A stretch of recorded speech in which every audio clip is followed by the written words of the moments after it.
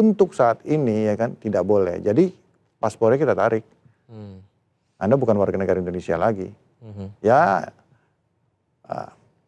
boleh ngomong gitu ya? Boleh Ya dong. boleh. Ya kita anggap ya murtad secara kewarganegaraan. Murtad secara kewarganegaraannya. Menarik ya, karena abang itu benar-benar apa ya, buka-bukaan dan transparan gitu. Iya, Pungli iya. memang ada, Iya. lahan basah diakui seperti itu. Ya memang ada. Persoalan-persoalan memang ada. Iya. Artinya masalah-masalah ini tidak tutup mata dan Ya enggak, saya enggak. Ya kalau gini ya, maksud saya itu kalau kita jawabnya normatif, bahwa ini bla bla bla ya, udahlah masyarakat kita tahu lah ya, kayak gitu. Cuman ya saya janji bahwa kita semua mau berubah, bahwa saya nggak bisa nyalahin institusi ini, bahwa ini banyak sekali orang-orang baik, banyak sekali orang berintegritas yang ada di apa nama itu di imigrasi. Jadi nggak usah ragu, saya tahu kok di dalam. Dan banyak sekali mereka yang mau berubah. Bukan mau berubah ya, artinya ingin imigrasi itu ya apa namanya itu benar-benar punya integritas gitu loh. Banyak sekali. Gitu. Mayoritas lah malah. Bicara soal perubahan itu bang, ini ada pertanyaan menarik juga nih bang. Dalam beberapa kasus kakap korupsi besar, pelaku seringkali merupakan figur gurita bisnis atau pejabat yang punya akses paspor diplomatik. Atau bahkan paspor ganda dari negara lain. Langkah imigrasi memburu dan membatalkan dokumen pelarian seperti ini, apakah berani bertindak tegas tanpa pandang bulu? Seperti apa bang? Ya udah pasti, kalau gitu kan balik lagi ke apa nama itu jawaban awal saya.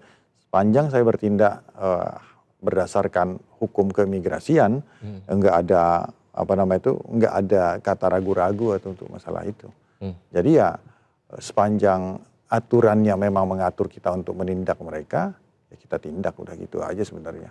Sesimpel itu aja sih sebenarnya, ya kan. Jadi ini masalah political will, ya kan? Mau atau tidak kan gitu kan.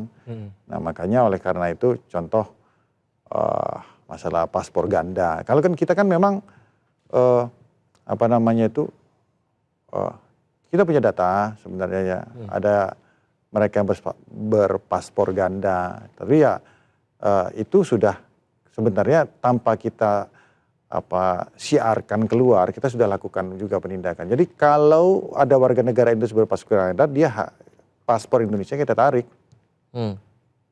Ya kan dia nggak boleh mempunyai, karena konstitusi kita sampai sejauh ini tidak menganut azas dui kewarganegaraan gitu loh. Nanti ke depan mungkin ada dui kewarganegaraan terbatas kan yang lagi sedang digodok.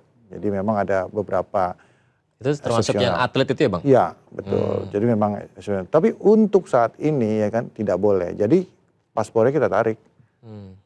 Anda bukan warga negara Indonesia lagi. Ya boleh ngomong gitu ya? Boleh ya, dong. Boleh. Ya kita anggap ya murtad secara kewarganegaraan. Murtad secara kewarganegaraannya. Gitu. Tindakan tegas tapi memang sudah berjalan ya bang? Jalan selama ini jalan ya. aja. Jalan. Cuman nggak semua juga lagi itu kita apa namanya itu publikasikan gitu loh. Jalan semuanya. Ya yang penting yang kita harus pastikan bahwa tidak ada transaksi di situ, tidak ada apa namanya kong kali kong di situ. Nah ini yang apa nama itu dalam masa dan era kami ingin pastikan itu tidak ada lah, ya kan. Udahlah dunia udah berubah lah, ya kan. Bang ini kan kalau ya termasuk di Bali ya yang sering kita simak itu, bahkan warga negara asing Bali yang patuh ya itu sering membuat konten tentang mereka menyesalkan ada beberapa WNA yang tidak sesuai dengan norma adab di Bali begitu, di Indonesia gitu. Nah ini mungkin nggak bang dari imigrasi nanti apa ya, gimana caranya ya untuk memilah, oh WNA ini berkualitas, oh WNA ini benar, oh WNA ini ada nggak ya itu caranya? Ada. Gimana tuh bang? Sebenarnya gini, saya tuh apa nama itu punya concern terhadap ya salah satunya Bali ya. Tapi ya saya bilang ya tunggu tanggal mainnya lah, ya kan. tunggu tanggal mainnya bahwa kita konsen. Tapi ya itu tadi, tantangannya nggak mudah juga. Sekarang pertanyaan saya, pemerintah daerah kalau kita bertindak secara masif itu, mereka akan sepakat nggak dengan kita? Karena mungkin berpandangan bahwa tanpa warga negara asing, apakah Bali bisa hidup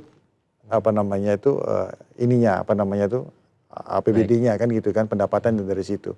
Nah ini kan yang harus sebenarnya kita ingin menyadarkan bahwa saya melihat bahwa sampai sepertinya kita semua warga negara Indonesia pada umumnya dan Bali juga sudah sampai di titik jenuh sebenarnya, bahwa ternyata selama ini ya ini kesalahan kita semua, bahwa kita tidak bisa memilah mana yang berkualitas dan tidak. Karena ketika banyak warga negara asing tidak berkualitas, ya kan, Bali menjadi tempat yang tidak aman bagi bukan hanya bagi kita, bagi WNA yang pengen masuk, betul, gitu loh. Jadi mereka pengen masuk ke sana itu harus punya nyali.